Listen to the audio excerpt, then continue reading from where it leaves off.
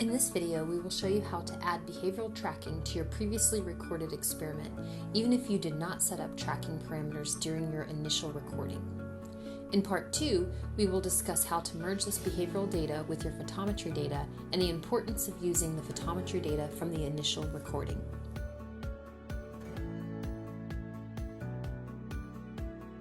To get started, set the software to Files mode and select the previously recorded experiment by clicking on it. In this example, you can see an experiment that we previously recorded without any tracking parameters. If we open the experiment in Files mode and then go over to the Tracking tab, the tracking options are not available. This is because the original experiment did not set any tracking parameters.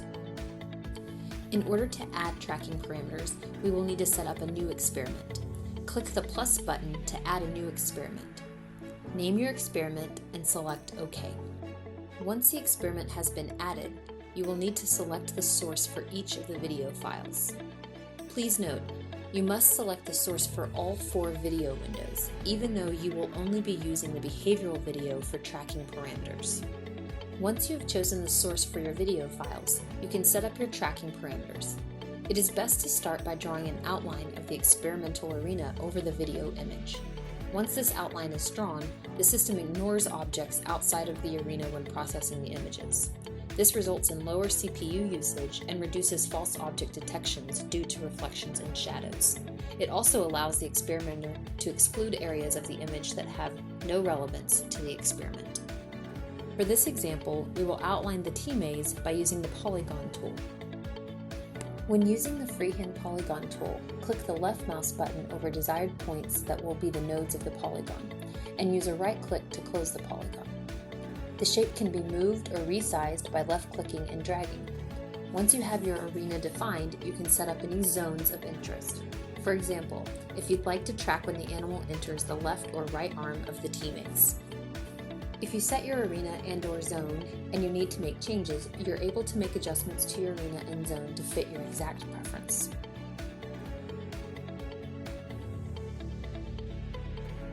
Now that you've set up your arena and zone, it's time to select your preferred method of tracking and preference for the experiment. In this example, we will use object contour tracking. Once you select this tracking method, you will need to select the type of image. Our example shows a bright object on a dark background. After you select the type of image, the software will put a crosshair on what it is tracking. You can select Fill Contour to see exactly what is being tracked. You can also adjust the threshold if needed to adjust what is being tracked.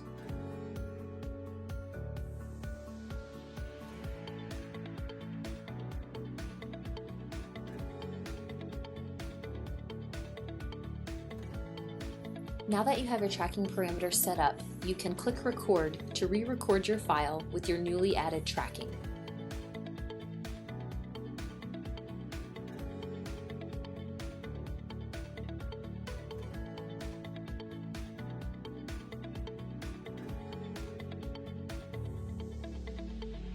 The next step is exporting this data and merging it with the photometry data from your initial live recording.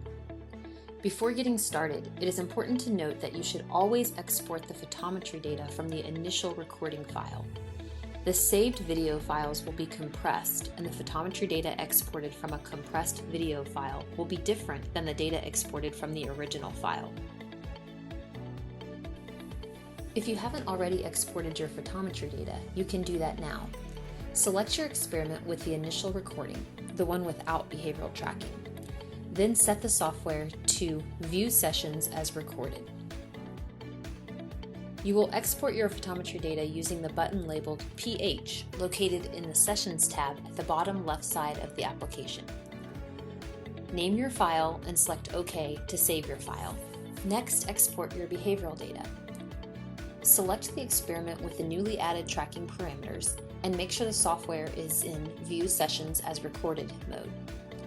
Click the XY button, also located in the Sessions tab on the bottom left. Name your file and select OK. Once both files have been saved, open the photometry and behavioral data in your preferred software to analyze the data. In this example, we will be using Excel. For this example, we will create a file that includes the raw photometry data for each wavelength and the behavioral data for each timestamp.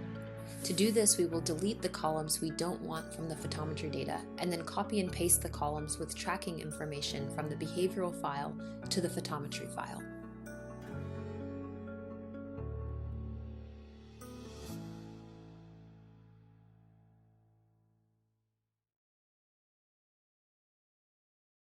This part of the video may seem unnecessary, as you likely know how to combine two sets of data in Excel.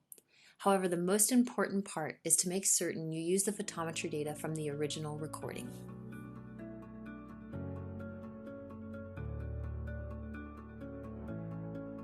We hope that you have found this tutorial helpful. If you need additional assistance, please contact us at info@plexon.com.